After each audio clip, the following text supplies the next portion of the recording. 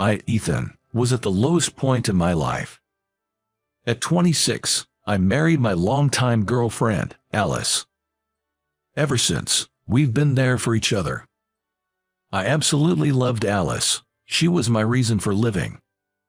It's a bit of an exaggeration to say she was my reason for living, but in essence, Alice was everything to me. Alice and I met in college, and we've been together ever since. But the way we met, it's a bit embarrassing.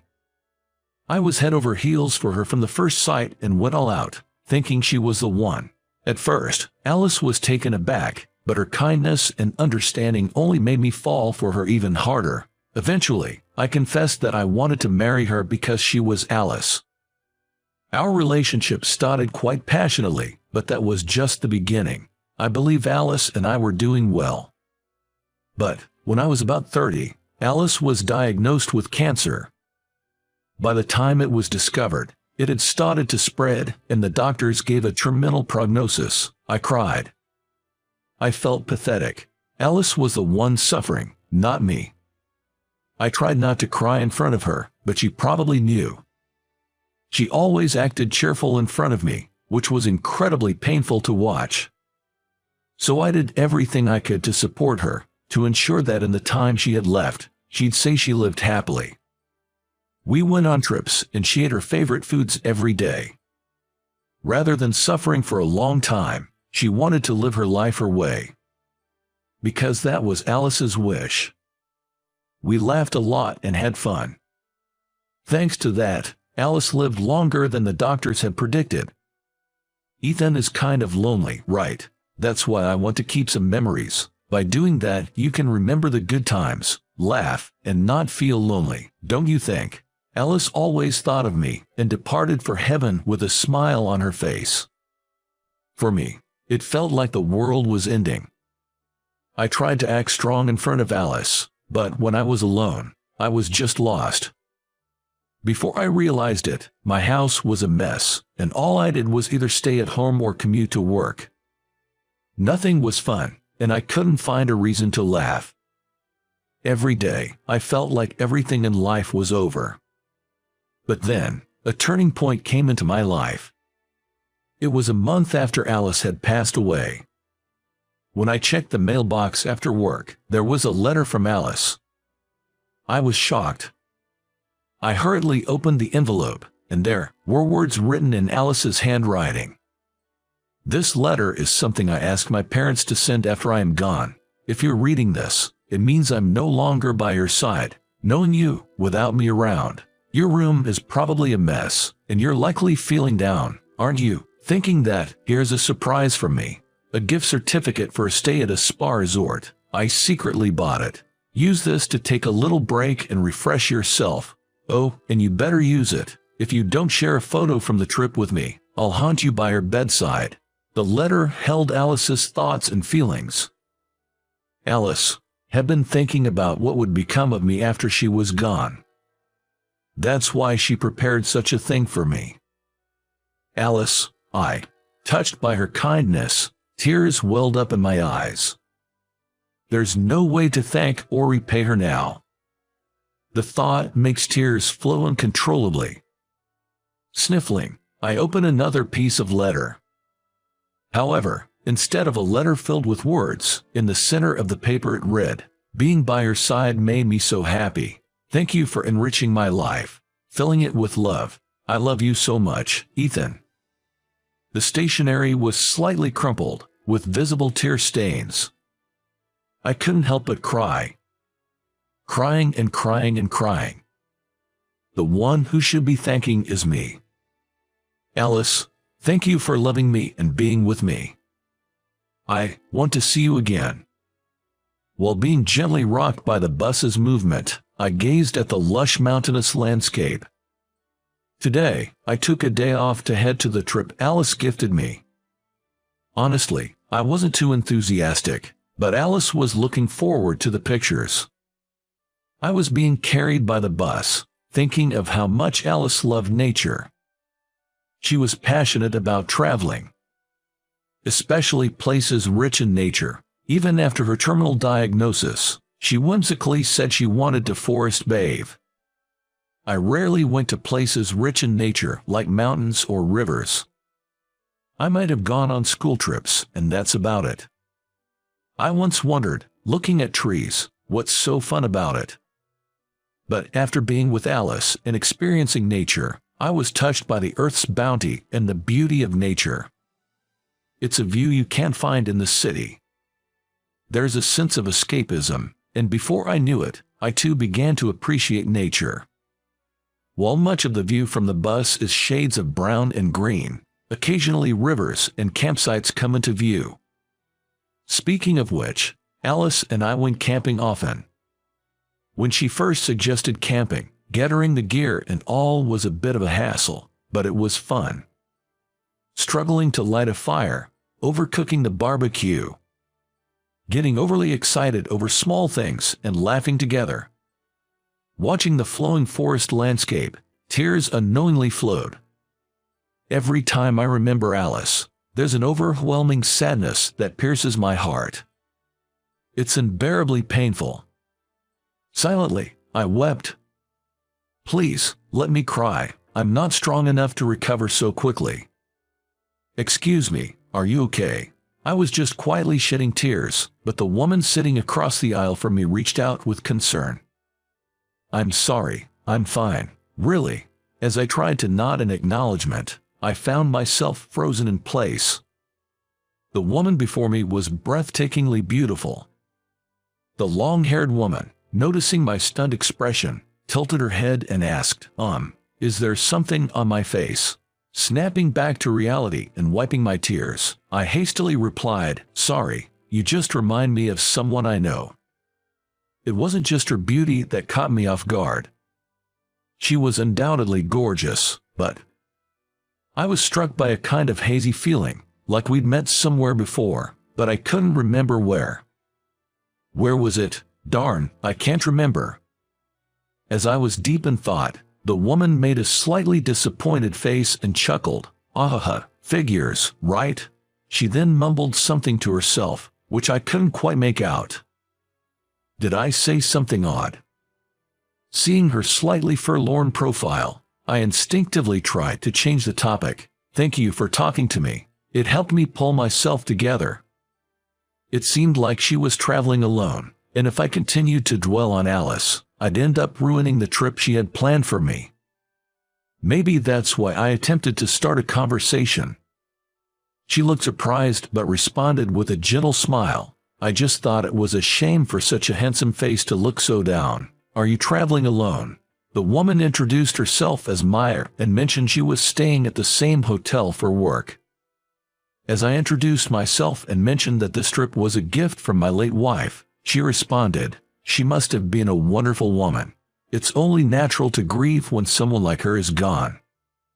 I thought she was truly a kind-hearted person, one who could genuinely connect with others.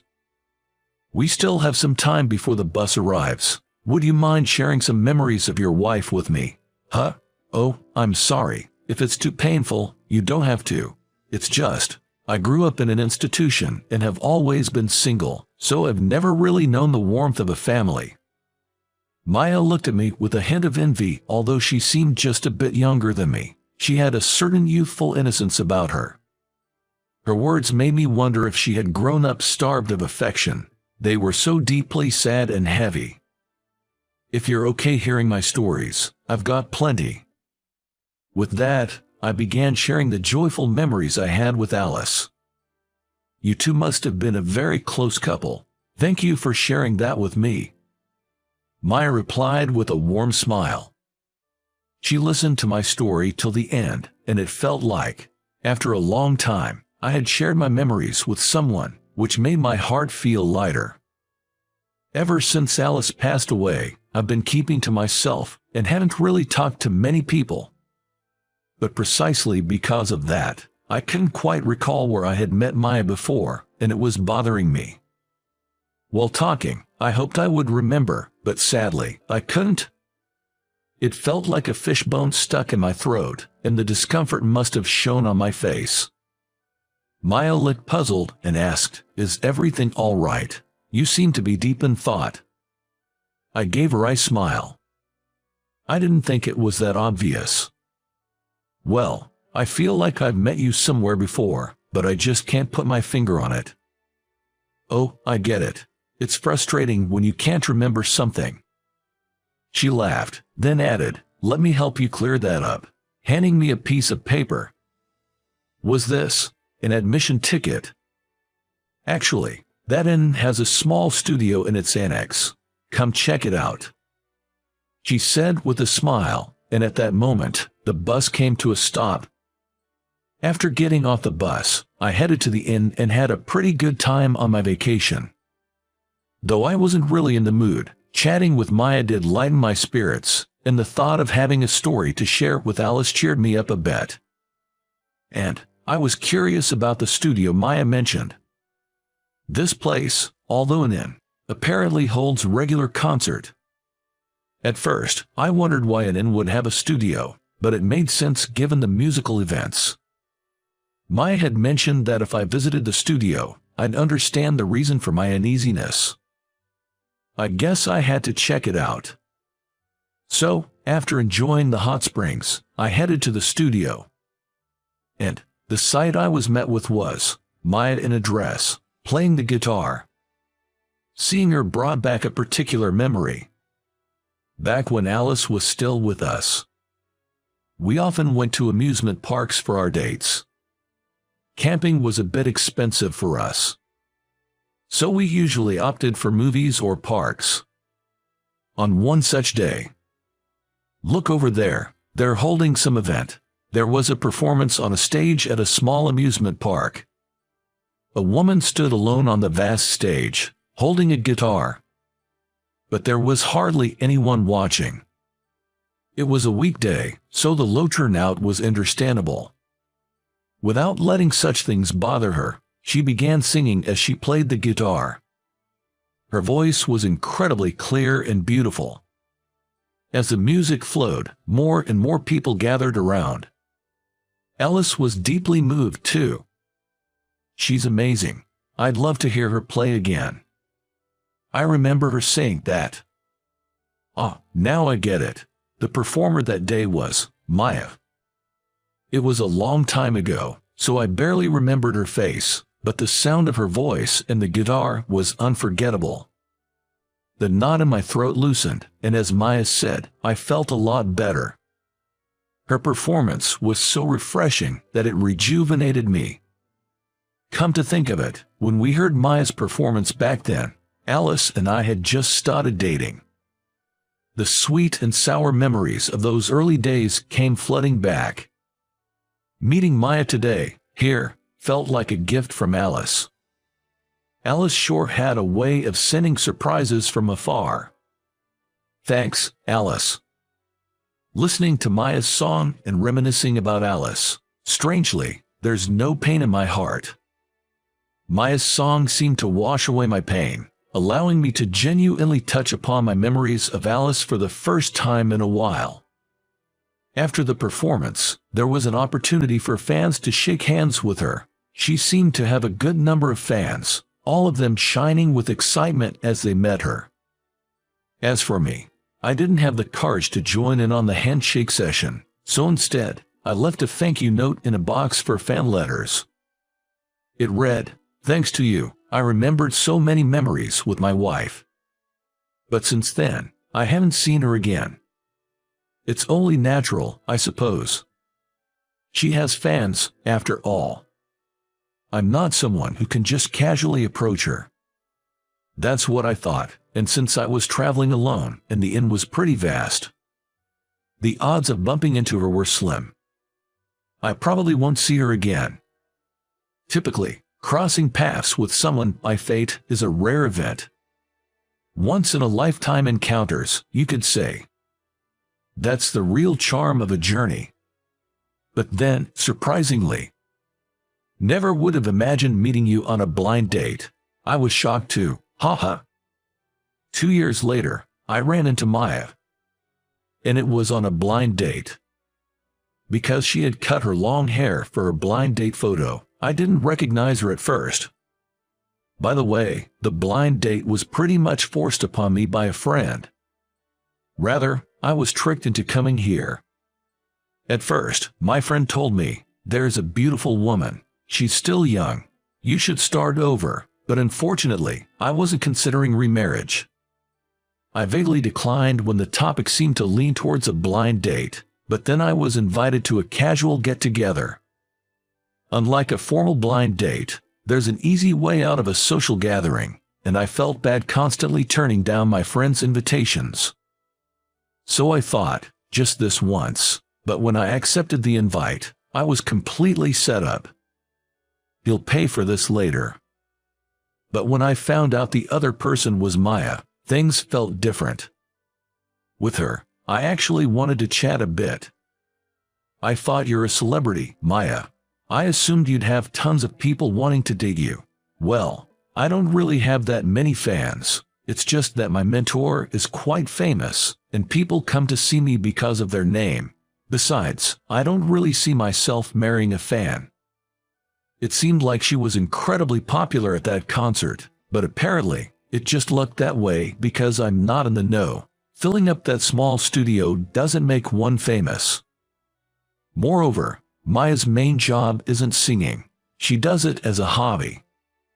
With such a beautiful voice, I honestly thought it was a waste she wasn't singing professionally. But according to Maya, it's just a hobby, so I can do it freely and enjoy it without any pressure. Guess there's something to be said about the pressures that come with going professional. Different strokes for different folks. Through these conversations, Maya and I grew closer. Turns out, our connection was destiny. We began dating and, before we knew it, a year had flown by. We clicked in many ways. We rarely fought, and our relationship was smooth. Perhaps our compatibility was spot on, or maybe it was all thanks to Alice. I felt as though Alice nudged me towards Maya. I was genuinely keen on pursuing a relationship with Maya. But I did wonder, was I good enough being a divorcee? When I voiced that concern, she firmly told me, "It doesn't matter. I want to be with you, Ethan." Hearing her say that made me really want to be with Maya forever. Of course, I hadn't forgotten about Alice. I never could. But if I keep living in the past, I feel like Alice would scold me. She'd probably tell me to pull myself together. So, I decided to move forward. "Will you marry me?" My second marriage proposal in life. I knelt before Maya, presenting a small ring and flowers. She broke into a big smile, joyfully saying, "I'd love to," as she accepted the ring. It felt incredible. I never want to experience that depth of sorrow again. Since Maya knew about Alice and my past, we get regular checkups together. Early detection increases the chances of a cure after all.